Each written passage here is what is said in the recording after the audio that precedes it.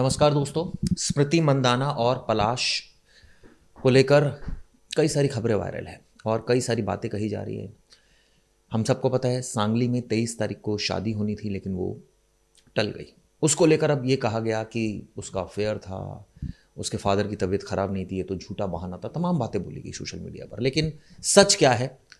परिवार ने अभी तक आकर इस पर कुछ भी नहीं कहा है, यानी आधिकारिक बयान कोई नहीं आया। लेकिन इस बीच एक बयान आया है, वो आपको बता दूं। पलाश की मां अमिता ने एक अपडेट दिया है। उन्होंने कहा है कि स्मृति और पलाश दोनों बहुत तकलीफ में हैं, क्योंकि स्मृति के फादर श्रीनिवास जिनको तकलीफ हुई थी 23 तारीख को, जिसकी वजह से ऐसा शुरुआत में कहा गया कि शादी पोस्टपोन हुई है। और पलाश भी एडमिट हो गए थे क्योंकि उनका कहना है कि पलाश उनके पिता से बहुत जुड़े हुए हैं, इस वजह से उनको भी बहुत तकलीफ हुई। वो भी, उनकी भी तबीयत खराब होगी, पलाश की भी। हालांकि अब दोनों डिस्चार्ज हो चुके हैं, लेकिन शादी कब होगी इसको लेकर कोई अपडेट नहीं दिया। इसको लेकर उन्होंने आगे क्या कहा कि पलाश ने तो सपना देखा था कि वह अपनी दुल्हन को घर लाएगा। मैंने तो उसके लिए खास प्लान भी किया था। सब ठीक होगा, शादी बहुत जल्दी होगी। उन्होंने ये बात बोली है, शादी बहुत जल्दी होगी, सब ठीक हो जाएगा, इस तरह की बात कही है। यानी कि अभी सिचुएशन ऐसी है घर की कि स्मृति के फादर हॉस्पिटलाइज थे, अब वो घर आ गए हैं। दूसरी तरफ पलाश भी हॉस्पिटलाइज थे, वो भी घर आ गए हैं। मदर का यह बयान आया है, लेकिन सवाल जो मैंने कल उठाया, वीडियो में 3-4 दिन से उठा रहा हूँ, कि वीडियोस डिलीट करने की या फ़ोटो डिलीट करने की आवश्यकता क्या थी?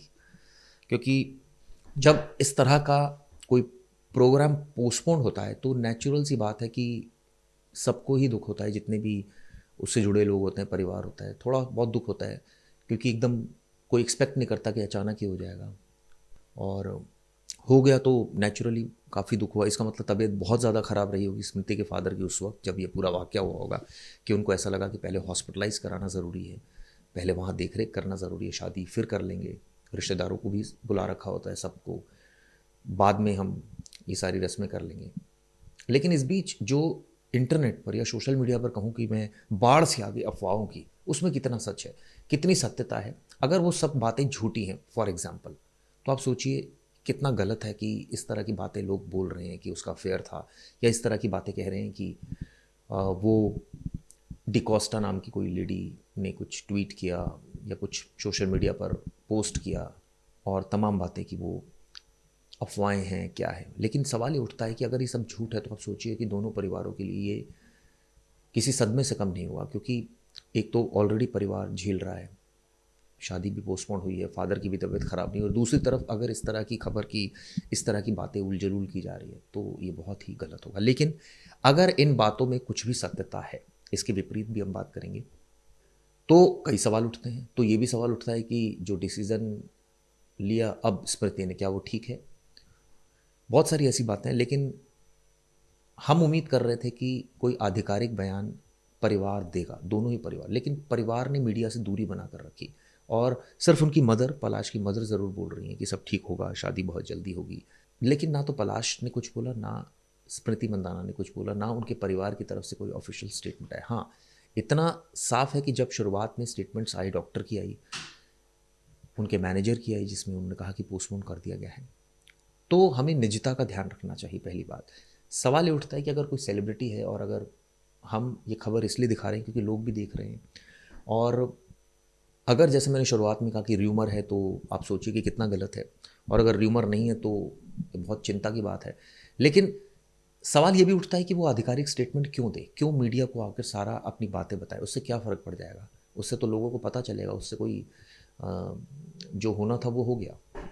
या अगर गलत है तो, अगर सही है, मतलब कोई जेन्युइन रीज़न है कि वो बीमार हैं, तो ठीक है, ठीक हो जाएंगे, उसके बाद हो जाएगी शादी। इसमें इतना बवाल करने की क्या ज़रूरत है, तमाशा बनाने की क्या ज़रूरत है? इस तरह की तमाम बातें भी लोग कह रहे हैं, और मुझे लगता है ये बात बिल्कुल सटीक है। तमाशा बिल्कुल नहीं बनाया जाना चाहिए, खबर को सिर्फ खबर की तरह रहने दीजिए।